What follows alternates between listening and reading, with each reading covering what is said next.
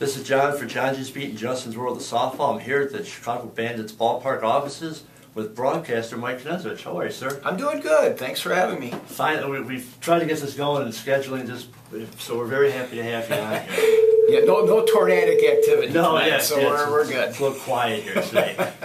How long have you been doing the Bandits? I started in 2010, so this is my 6th season, with the ball club.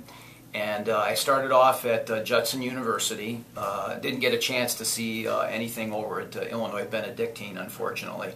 I've been there since to see their facilities and stuff and do some remotes with the team. But yeah, my first year was actually Jenny Finch's swan song year when she left the league. So that was in 2010 over at Judson University in Elgin. Well, at least you got to get to see Jenny in action. It was great, yeah, and had a chance to see her perfect game over at Cross Stadium in Joliet, 21 up, 21 down, and then take 2 hours after the game to sign autographs with all the kids and just everything that she's all about as far as promoting the game of softball. Yeah, she's great. She just had a clinic here, as you know. That was wonderful. What other broadcasting have you done? Well, I've done pretty much all levels of sport. My main focus has been on prep sports in Northwest Indiana. I work for a company called Regional Radio Sports, and we've been working in that company now since 1993. And we do high school sports, we do some collegiate sports, a lot of soccer. We cover everybody from Ancilla to Bethel to Holy Cross College to Indiana University South Bend, Calumet College of St. Joseph. So we're kind of at that level as far as collegiate coverage is concerned with play-by-play. And we also do high school sports, mainly in the Dumoulin Athletic Conference, so Portage, Chesterton, Valparaiso, those schools, the larger schools in northern Indiana. And what would you say has been your career highlight? Obviously, you've seen tons of different sports. You've seen perfect games. Was there anything a little kind of off the beaten path that really struck you? One of them was back in 2004. I covered the Valparaiso boys soccer team, and they went to the state championship game and played Fort Wayne Canterbury, which is a real small school but a powerhouse in Indiana, a private school, and they kind of recruit, they won't tell you that, but they recruit from all over the Fort Wayne area and they get the best players. And that team had not allowed a goal throughout the whole playoffs. And this was at Coon Stadium down in Indianapolis, which is where the football state finals used to be. Large wind that day, probably about 40 to 45 miles an hour coming out of the, south. So Canterbury got the first goal, so it was 1-0. And that was the first goal that Valparaiso had allowed all year, and everybody thought that they were done, that they were going to lose the game.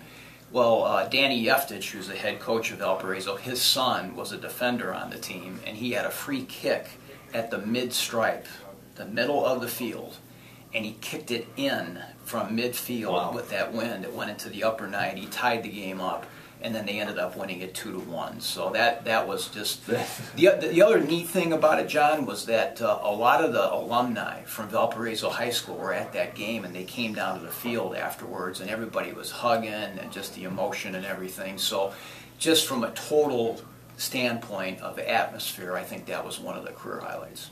What would you say are some of your broadcasting, maybe not heroes, but broadcasters you like to look up to?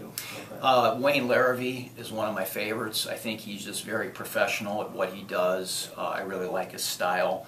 Some of the other ones might date me a little bit, but Ray Scott was just a favorite of mine. I'm a Packer fan, so I'm sorry? And I love Ray. He was just a tremendous talent. Lindsey Nelson was another one that I used to follow, and of course, I can't forget Lloyd Pettit when you're from Chicago. Exactly. A guy that could take a fight and make it into a ballet. I mean, the guy was just unbelievable. Now, we had your broadcasting partner, young Eric Katz, there earlier.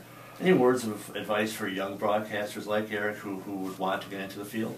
Well, Eric's certainly doing it the right way, and I've told everybody that comes in, it is a business, and you really need to not only be behind the microphone, you have to sell yourself, and you have to sell the product that you're trying to present to the public. So it's very important to get people skills, to get used to getting no said to you multiple times because it's going to be said to you.